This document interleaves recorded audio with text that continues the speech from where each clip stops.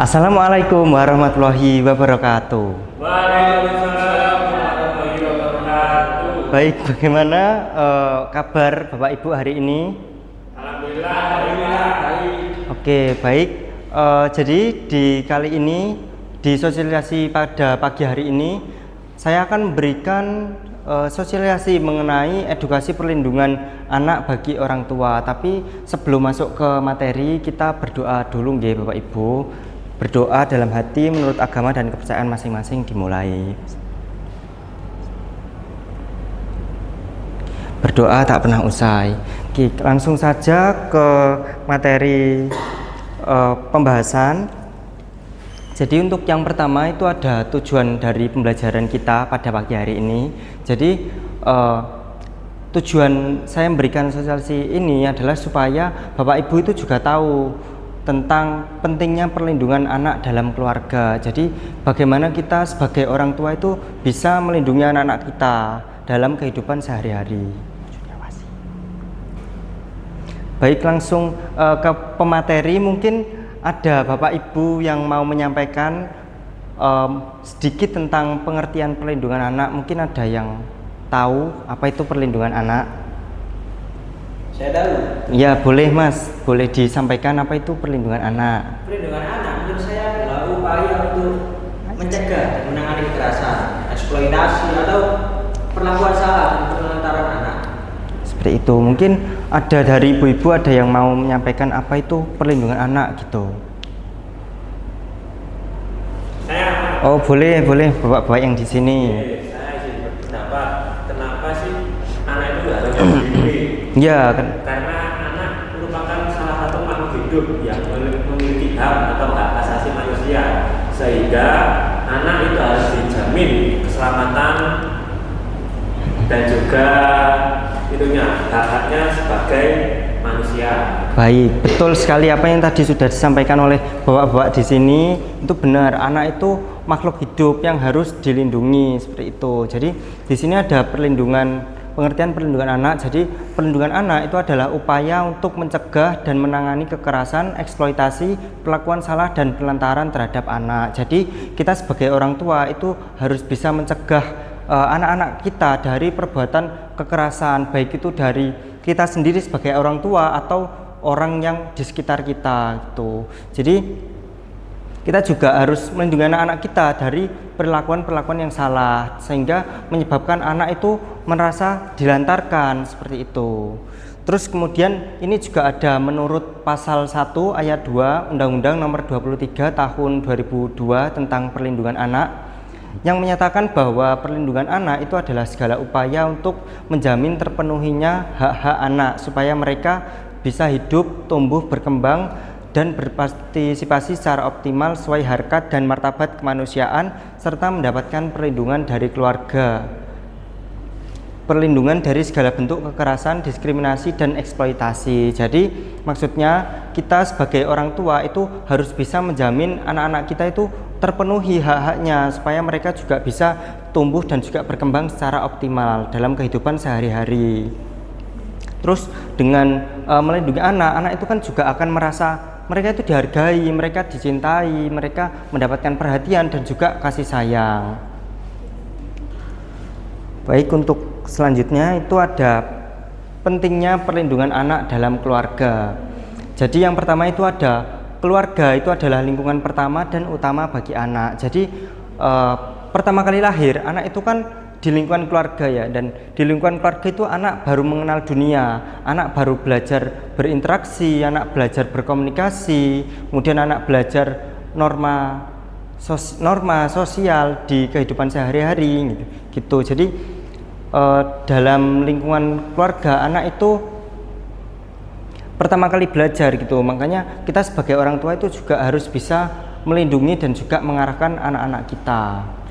Kemudian yang selanjutnya ada perlindungan anak dalam keluarga dimulai dari pemenuhan kebutuhan dasar. Jadi dalam kehidupan sehari-hari kita itu harus bisa memenuhi kebutuhan dasar untuk anak-anak kita, mulai dari makan bergizi, kemudian tempat tinggal yang layak, layanan kesehatan dan juga pendidikan yang harus kita berikan sebagai bentuk perlindungan kita sebagai orang tua kepada anak-anak kita. Kemudian yang selanjutnya itu ada keluarga menjadi peran penting dalam memberikan rasa aman.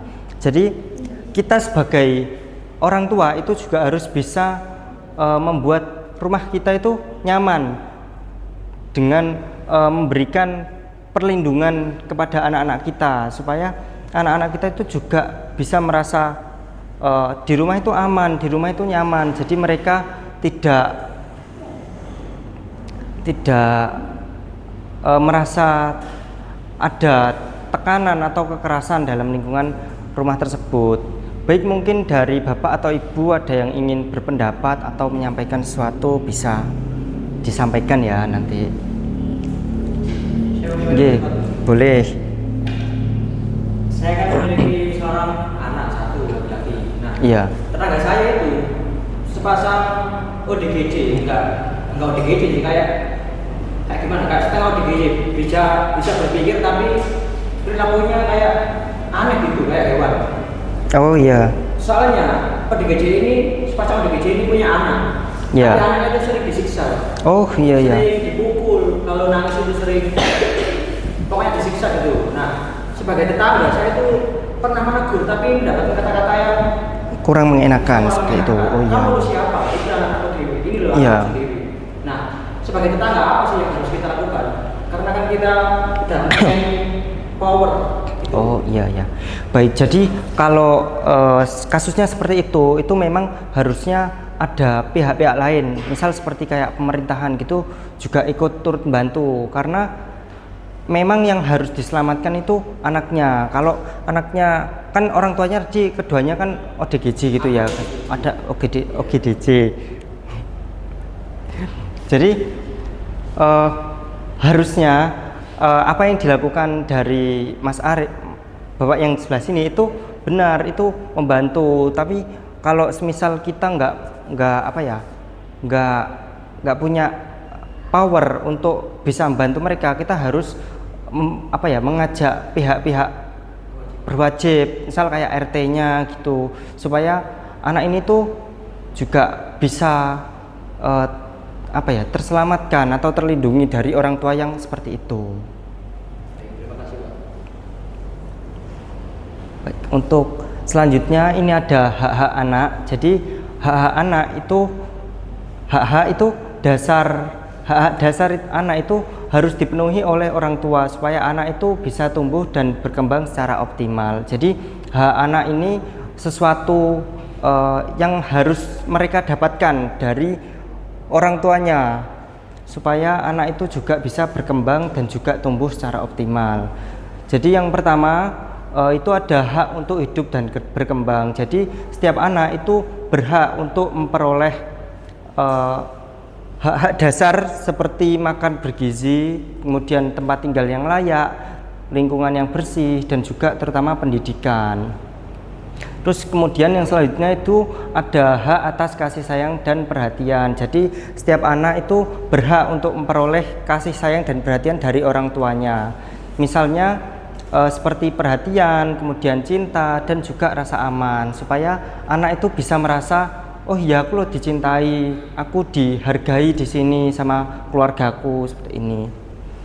Kemudian yang selanjutnya itu ada hak atas pendidikan. Jadi setiap anak itu berhak untuk memperoleh pendidikan yang layak, mulai dari TK, mulai dari pendidikan anak usia dini hingga pendidikan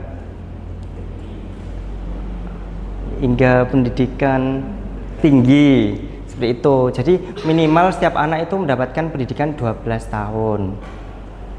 Kemudian yang selanjutnya itu ada hak atas kesehatan. Jadi setiap anak itu juga berhak memperoleh pelayanan kesehatan, misalnya seperti cek kesehatan rutin, kemudian pelayanan imunisasi, terutama seperti anak-anak yang masih balita. Kemudian ketika anak sakit, anak juga berhak memperoleh layanan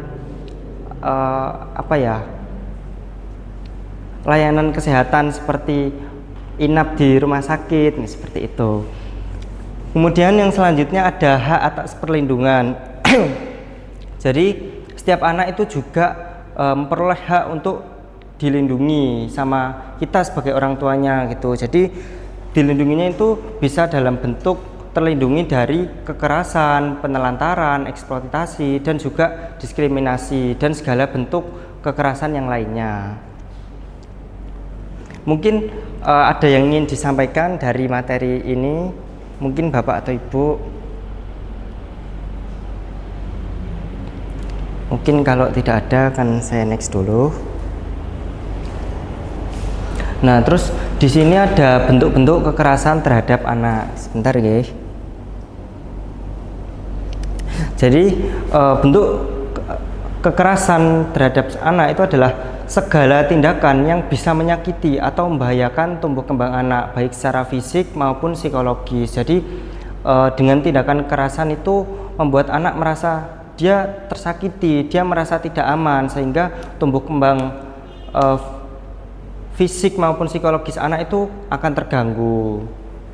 Nah, di sini ada bentuk-bentuk kekerasan terhadap anak, itu ada 5. Yang pertama itu kekerasan fisik. Jadi kekerasan fisik ini adalah bentuk kekerasan yang membuat anak itu dilukai secara fisik.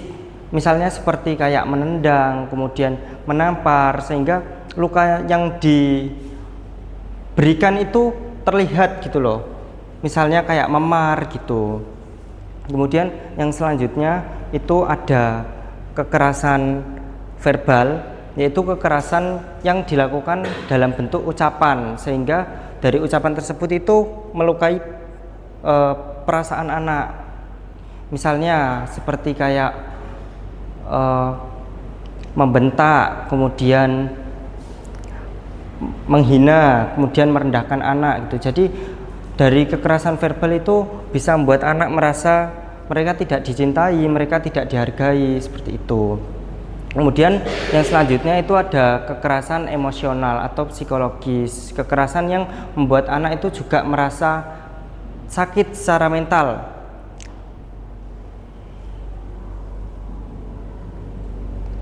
Sehingga membuat anak itu merasa tertekan gitu, dan juga membuat anak merasa tidak aman, tidak dicintai, tidak dihargai, seperti itu.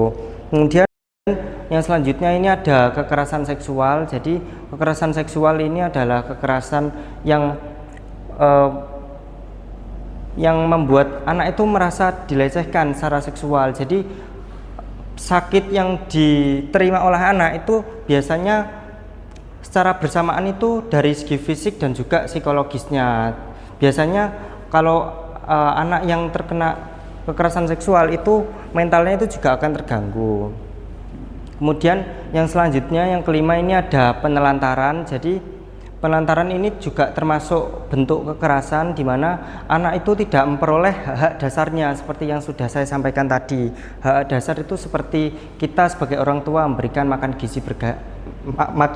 bergizi setiap hari, kemudian memberikan pelayanan kesehatan, memberikan pendidikan, memberikan tempat tinggal yang layak, seperti itu. Mungkin ada yang ingin disampaikan atau ditanyakan dari bentuk-bentuk kekerasan ini?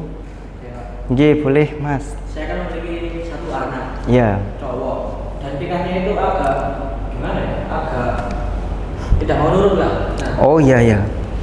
cara saya mendisiplinkannya yaitu salah satunya melalui kekerasan fisik. Contohnya, saat anak saya melakukan kesalahan di sekolah atau menyakiti temannya, saya Iya.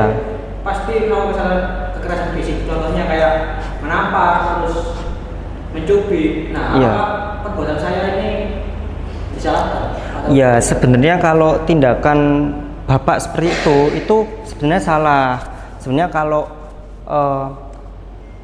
menasihati anak itu bukan dengan cara kekerasan. Jadi hal-hal yang seperti itu bisa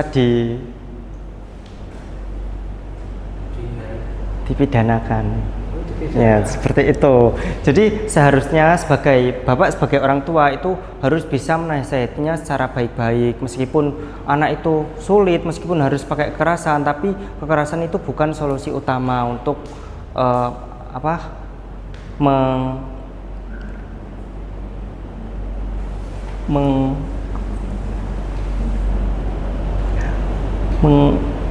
mendidik anak seperti itu.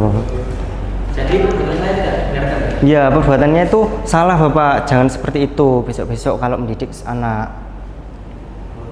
Ya mungkin dari ibu yang sebelah sini. Terima kasih atas kesempatannya. Ya. Nah ini kan saya tuh punya tetangga ya. Iya. Dan terus tetangga saya itu kan cerai gitu kan, punya anak. Oh iya iya. Dan terus anaknya itu dititipin ke Neneknya. Oh iya Dan iya. itu kan bentuk-bentuk kekerasannya. Semisal kalau tidak ada kayak neneknya, pastinya kan itu udah. Iya, kayak itu termasuk kepenelantaran. Nah ya terus habis itu kan ibunya sudah ada lagi, sayangnya juga tidak lagi. Saya sebagai ibu anak satu ya, Iya. pasti merasa kayak kasihan banget ya melihat Iya. anaknya itu jadi kayak kelihatan kumuh, terus tidak terawat gitu, apalagi kan neneknya udah duluan gitu ya. Oh iya iya. Gimana ya saya sebagai tetangganya itu melihat itu. Ya sebenarnya kalau kita melihat itu kan kita tidak bisa apa ya langsung membantu anak ini gitu, tapi kita bisa membantu dengan cara ya memberikan ini kasih sayang. Jadi dia kan bisa dibilang kurang ya mendapatkan kasih sayang dari kedua orang tuanya, apalagi orang tuanya cerai terus dititipkan ke neneknya. Jadi mungkin sebagai orang lain atau tetangga gitu ya, kita bisa memberikan apa ya bentuk perhatian atau hak-hak yang sudah saya sampaikan tadi, yaitu bentuk kasih sayang, dan juga mungkin bisa kita memenuhi kebutuhan dasarnya atau kita bisa membantu seperti kayak berbagi makanan bergizi setiap hari, mungkin seperti itu. Saya sebagai tangga ya, apalagi ibu anak Iya, saya, oke. bisa mengasih kasih sayang perhatian ya mungkin sedikit Ya sedikit gitu, ya saja. sebisa saja gitu. Oke. Baik, untuk langsung ke materi selanjutnya. Ya, ini ada dampak kekerasan terhadap anak, yaitu ada dua, yaitu dampak terhadap perkembangan fisik dan juga dampak terhadap perkembangan psikologisnya. Jadi dampak terhadap perkembangan fisik anak, ketika anak mengalami kekerasan itu bisa menimbulkan luka. Misalnya luka yang terlihat itu kayak memar, kemudian cedera, hingga masalah kesehatan dalam jangka panjang. Jadi selain itu luka psikologis itu juga bisa sedikit mengganggu perkembangan fisik anak juga. Misalnya anak itu kayak diancam gitu ya, anak itu kan mesti punya rasa takut gitu, sehingga membuat anak itu sakit mentalnya, malah kayak kepikiran gitu, malah tambah anak membuat kayak dia kayak nggak mau makan atau apa gitu, sehingga membuat fisik anak juga tumbuh kembangnya juga terganggu. Kemudian yang selanjutnya itu ada dampak terhadap perkembangan psikologis. Jadi kalau anak mengalami kekerasan itu dampak psikologisnya itu anak bisa mengalami trauma, kemudian anak juga bisa punya rasa takut, cemas, dan menjadi anak yang kurang percaya diri. Mungkin ada yang ingin disampaikan? Saya Pak, Ya boleh. kalau misal kita ada masalah atau pada masa lalu itu pernah berbuat salah kepada anak, sehingga kita itu memiliki trauma secara psikologis. Ya. Kita sebagai orang tua itu harus melakukan apa sih agar luka psikologis anak itu bisa terobati? Oke, kalau semisal anak sudah terlanjur kena luka psikologis itu ya, itu mungkin yang bisa dilakukan itu memenuhi hak-hak dasar anak ini. Jadi mungkin anak bisa mulai dikasih perhatian, kasih sayang itu. Jadi supaya anak itu ya benarkah? Sembuh dari trauma. Ya sembuh. Ya, jadi anak itu bisa dikasih hak atas kasih sayang dan juga perhatian. Jadi dalam hak ini kan anak itu memperoleh perhatian. Jadi anak merasa kayak oh dia dicintai, dia dihargai. Jadi dia itu aman dari trauma psikologisnya seperti itu. Dan juga anak itu kan berhak memperoleh atas kesehatan gitu. Jadi mereka juga bisa dibawa ke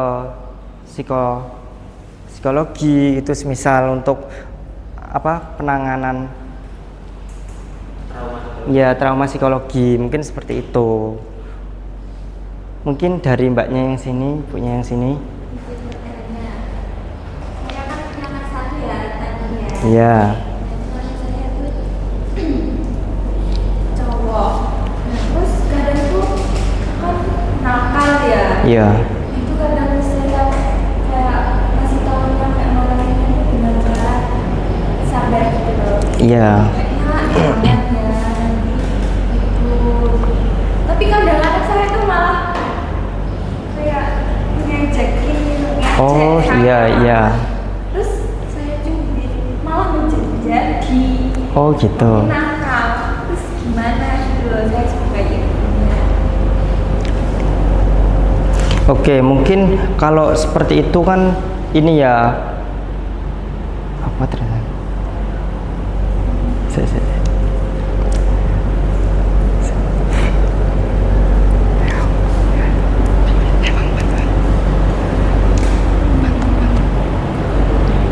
sebentar mungkin bisa diulangi lagi ceritanya. Saya kan punya anak yang cowok satu gitu. Terus kalau nakal gitu saya tuh udah ngasih taunya dengan baik-baik. Nak jangan ya nanti begini. Nah terus tapi anak saya itu malah ngejek gitu loh. Dengan saya tuh sabar malah diejek. Terus akhirnya anak saya itu malah menjadi-jadi. Terus saya cubit gitu loh. Oh gitu. Terus jadi makin nakal. Terus gimana sih cara saya sebagai ibunya tuh biar anak saya itu ini bisa menurut gitu. Oke, sebentar ya.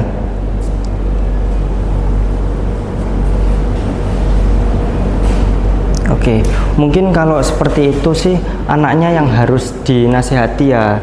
Jadi mungkin tadi kan ibunya kan ini pas anaknya susah dibilang itu kan langsung kayak dicubit gitu ya. Itu kan mungkin juga sedikit termasuk kekerasan gitu. Jadi mungkin ibu kalau menasihati anaknya itu dengan memberikan hak atas kasih sayang dan juga perhatian. Jadi ketika anak dibilangi, anak itu nggak langsung dicubit, yaitu dengan kekerasan seperti tadi. Jadi bisa dinasihati dengan penuh perhatian, dengan penuh cinta dan juga rasa aman supaya anak itu nggak merasa kayak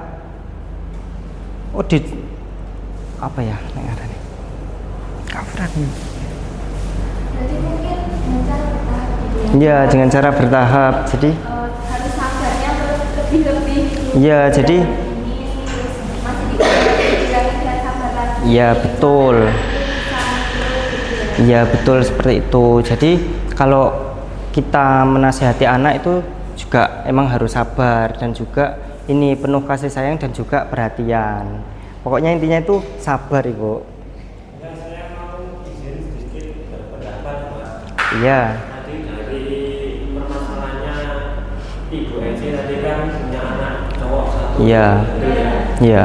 Kalau dari saya sendiri sih, kalau kita mendidik atau mengajari anak itu tidak cukup hanya dengan nasihat ataupun kata-kata. Kita itu harus memberikan contoh ataupun teladan. Misalnya kalau anak kita itu suka berbohong atau contoh yang lain deh, anak kita itu tidak disiplin, misalnya datang sekolah itu sering telat. Nah itu bisa jadi dia itu meniru perilaku kita sebagai orang tua. Kalau orang tuanya itu sering terlambat ketika berangkat kerja, maka anak itu cenderung akan mencontoh misalnya gini, ibu dan bapakku aja loh sering-sering terlambat kalau berangkat kerja, masa aku nggak boleh sih terlambat berangkat sekolah. Nah jadi untuk mendisiplinkan anak sebagai orang tua kita harus memberikan contoh terlebih dahulu. Oke, mungkin ya betul apa yang disampaikan sama Bapak Zaki. Kita sebagai orang tua juga harus memberikan contoh terlebih dahulu, karena anak itu meniru apa yang kita lakukan, apa yang kita biasakan seperti itu. Kalau semisal kita sebagai orang tua saja suka terlambat gitu, pasti anak juga akan kayak menyepelekan, kayak ikut-ikut orang tua gitu. Baik, untuk selanjutnya itu ada peran orang tua dalam melindungi anak. Jadi melindungi anak itu kan tanggung jawab kita sebagai orang tua, tanggung jawab utama kita juga sebagai orang tua dalam menjaga, merawat dan juga memastikan anak-anak kita itu bisa tumbuh dalam lingkungan yang aman, nyaman, sehat dan juga penuh kasih sayang, supaya anak-anak kita itu bisa tumbuh dan juga berkembang secara optimal. Jadi peran orang tua itu kita bisa menciptakan lingkungan yang aman dan nyaman. Jadi kita sebagai orang tua itu bisa menyediakan atau bisa membuat rumah itu rasanya itu aman, nyaman dan juga penuh kasih sayang. Karena dengan rumah yang seperti itu, anak itu akan merasa dihargai, anak merasa dicintai. Jadi anak-anak terhindar dari perbuatan kekerasan dan juga kekerasan baik fisik maupun emosional. Kemudian yang kedua itu bisa memberikan perhatian dan juga kasih sayang. Jadi kita sebagai orang tua itu bisa memberikan perhatian dan juga kasih sayang, misalnya seperti dicintai, kemudian didengarkan, supaya anak itu juga merasa, oh aku loh dihargai di rumah ini, aku juga merasa kayak aku dibutuhkan, aku di sini dicintai gitu. Kemudian kita sebagai orang tua itu juga bisa mengawasi dan juga membimbing anak. Jadi kita sebagai orang tua itu bisa mengawasi lingkungan anak itu seperti apa. Kemudian kita juga bisa memantau penggunaan teknologinya supaya anak-anak itu tidak menggunakan teknologi itu ke arah hal-hal yang negatif seperti itu. Kemudian yang keempat, melindungi dari berbagai bentuk kekerasan. Jadi kita sebagai orang tua itu juga penting ya melindungi dari berbagai bentuk kekerasan, baik secara fisik, verbal maupun emosional, supaya anak-anak kita itu terhindar dari sakit-sakit seperti sakit mental, kemudian sakit fisik seperti itu. Kemudian yang kelima itu memenuhi kebutuhan dasar anak. Tadi sudah saya sampaikan bahwa kebutuhan dasar anak itu menjadi hak yang perlu kita berikan kepada anak kita, yaitu meliputi memberikan makan bergizi setiap hari, kemudian memberikan tempat tinggal yang layak, memberikan layanan kesehatan dan juga pendidikan, mulai dari pendidikan anak usia dini hingga pendidikan tinggi seperti itu. Mungkin ada yang ingin disampaikan oleh Bapak Ibu atau ingin berpendapat atau ingin bercerita.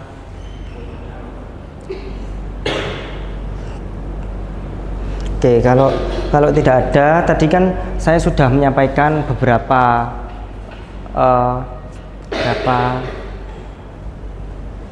materi dan juga pengertian mengenai perlindungan hingga peran kita sebagai orang tua dalam melindungi anak. Sekarang saya akan membagikan lembar evaluasi ya. Jadi mungkin ini bisa dikerjakan dan bisa menjadi tolak ukur dalam sosialisasi hari ini, apakah sudah sesuai dengan yang saya sampaikan.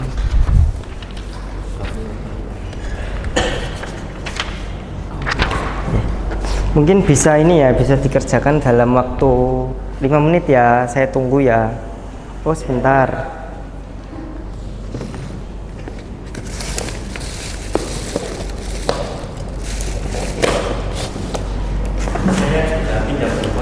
Iya sebentar. Kalau boleh ya Rek. Diskriminasi ya. Kalau nih. Itu sudah. Kalau nih. Sebentar.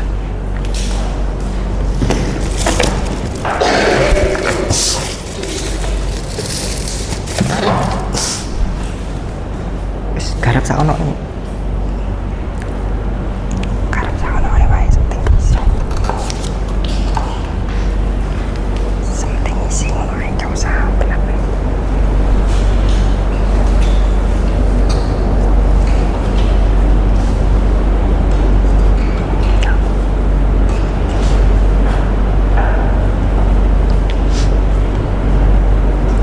Baik, untuk yang sudah nanti bisa dikumpulkan ya Bapak Ibu.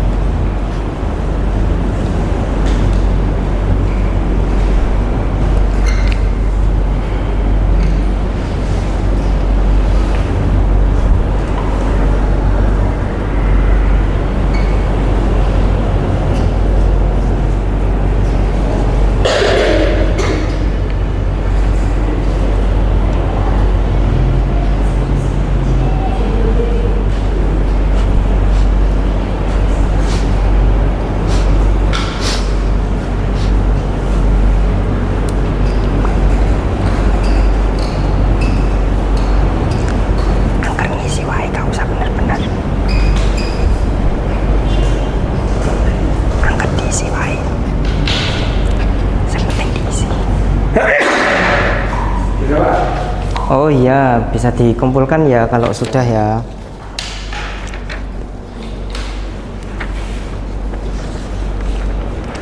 Juga sudah Pak. Oke, baik, terima kasih. Mungkin ibu-ibu yang sudah bisa langsung dikumpulkan ya. Oke, terima kasih.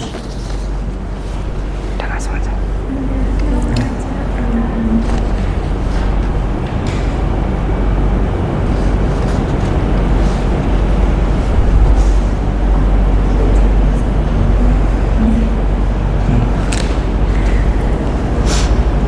Oke, terima kasih. Untuk ibu-ibu yang di sini sudah apa belum?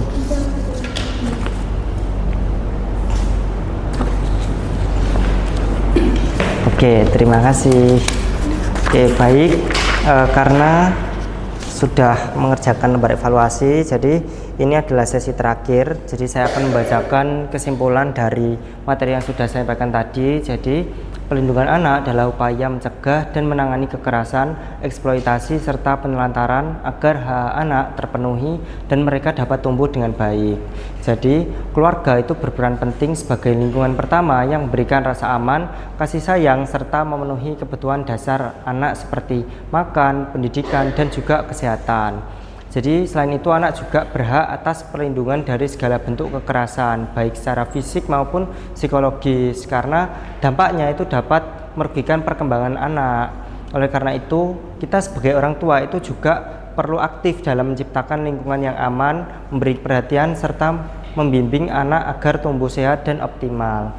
Baik, sekian, terima kasih sosialisasi saya hari ini. Terima kasih. Wassalamualaikum warahmatullahi wabarakatuh.